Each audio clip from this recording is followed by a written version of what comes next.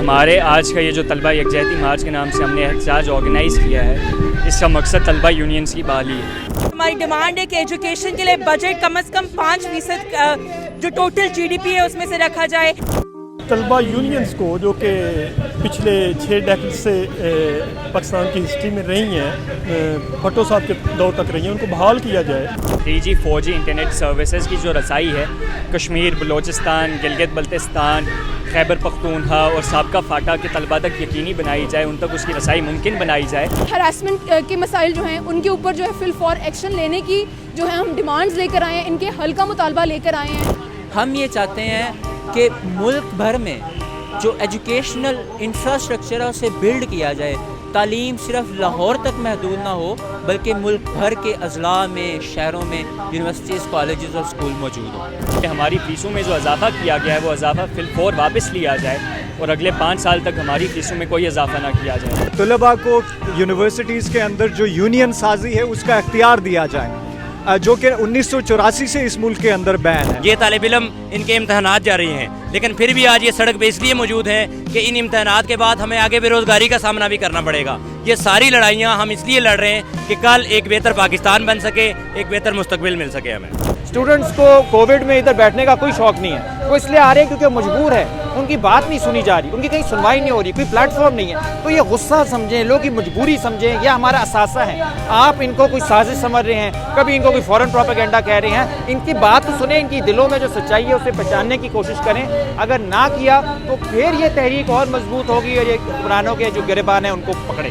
مجھے پورا یقین ہے کہ تحریک جو ہے یہ ایک حکمرانوں کے لیے بہت بڑا چیلنج بنے گی اور اس سماج کے اندر حقیقی جمہوریت لانے کے لیے ایک بہت بڑا ذریعہ بنے گی۔ ہمارا مقصد صرف اور صرف اس استحصال زیادہ سرمایہ دارانہ نظام کے خلاف جنگ۔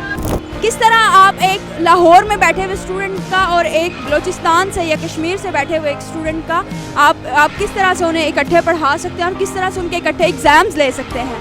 تو یہ آج کے مارچ کا تو بیسک مطالبہ یہ ہے کہ کوئی ایسا ڈیجیٹل انفراسٹرکچر دیا جائے، ایسا کوئی 3G یا 4G کے سارے ملک میں یا تو آپ 3G 4G پرووائڈ کریں تاکہ تمام طالبات جو ہیں وہ ایکولی کلاسز لے سکیں اور اینڈ پہ پیپرز بھی دے سکیں۔ ہم سے فیسیں تو پوری نہیں کی ہیں لیکن ہمیں انہوں نے زوم کے لنکس بھی انہوں نے نہیں بائی کیے، تو یہ کس طرح سے ہمیں پڑھا رہے ہیں؟ 55 منٹس کے بعد 45 منٹس کے بعد ان کے لنک جو ہے وہ کٹ جاتا ہے اور کلاس جو ہے وہ بیچ میں اٹک جاتی ہے۔ تو کس طرح سے، اور جن ایریاز میں آلریڈی اتنے مسائل ہیں وہ کس طرح سے وہ بچے اس مسئلے کے ساتھ جو ہے وہ ایگزامز دے سکتے ہیں اور وہ کس چیز کی فیس دے رہے ہیں؟ ہمارا اس میں جو گول ہے وہ یہ ہے کہ تعلیم کے نام پر یہ جو کاروبار کیا جا رہا ہے ہم اس کاروبار کو بند کروائیں اور لوگوں تک، عام آدمی تک بھی تعلیم جو ہے، پڑھائی جو ہے، یہ تعلیم جیسا جو بنیادی حق ہے اس کی رسائی ممکن بنائی جائے۔ لاسٹ ایئر ہم 52 شہروں میں نکلے تھے، اس دفعہ پھر سے ہم 50 سے زائد شہروں میں ابھی پروٹیسٹ ہو رہے ہیں اس چیز پہ۔ جو 60 کی دہائی میں جو اسٹوڈنٹس نے ایک اپنے رائٹس کے لیے جو جدوجہد کی تھی، آج کے اسٹوڈنٹس، آج کے طلبہ بھی ویسے ہی کیپیبل ہے، وہ کر سکتے ہیں اور وہ کریں گے اور اپنے حقوق لیں گے۔ ہم لڑیں گے تب تک جب تک ہم اپنے حقوق حاصل نہیں کرتے۔ لاسٹ ایئر بھی ایک ہی پلیٹ فارم پہ اسٹوڈنٹ ایکشن کمیٹی کے تھرو 22 تنظیموں کے الائنس نے ایک مینیفیسٹو بنایا تھا، اپنا ڈیمانڈ تیار کی تھی۔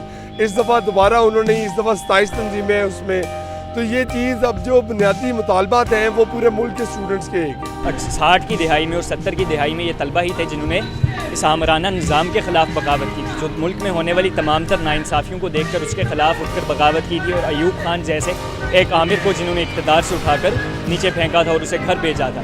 یہ وہ طلبہ ہی تھے جن کی طاقت سے ضیاء الحق بھی ڈرتا تھا، اور آج بھی آپ یہ سوال ہم سے پوچھ رہے ہیں کیا طلبہ منظم ہو سکتے ہیں، یہ کر سکتے ہیں؟ یہ سوال میرے نزدیک آپ کو جا کے وہ ایوانوں میں بیٹھے ہوئے جو لوگ ہیں ان سے پوچھنا چاہیے کہ آپ نے طلبہ یونینز پر پابندی کیوں لگائی ہے، کیونکہ انہیں اس چیز کا خطرہ ہے کہ جس دن طلبہ یونینز بحال ہوں گی یہاں سے یہ سیاسی نرسری ہوگی اور پڑھے لکھے اور قابل لوگ جو ہیں وہ سیاست میں آگے آئیں گے، ان کی نااہلی ختم ہوگی، یہ نااہل لوگ نہ حکومت کرنے کے قابل رہیں گے ہمارے اوپر نہ کچھ، اس لیے یونینز پر پابندی۔ اسٹوڈنٹس نے ہمیشہ فور فرنٹ پہ کھڑے ہو کر اپنی آواز اٹھائی ہے، ورکرز کے لیے آواز اٹھائی ہے، کسانوں کے لیے آواز اٹھائی ہے۔ آج بھی ہم وہی اسٹوڈنٹس ہیں جو راول پنڈی میں بھی نکلے تھے جن پہ گولیاں چلائی گئی تھی۔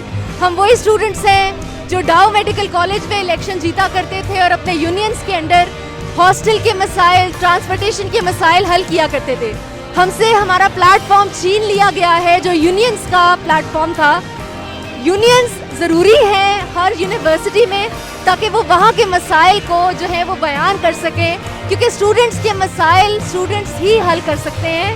स्टूडेंट्स के मसाइल के लिए आपको स्टूडेंट्स को ही सुनना पड़ेगा और इसलिए आज हम यहाँ निकले हैं और हम निकलते आएंगे। हमारी जद्दोजहद बहुत लंबी चलती आ रही है और हम आगे भी जद्दोजहद करते रहेंगे जब तक हमारी ये डिमांड्स को नहीं सुनते।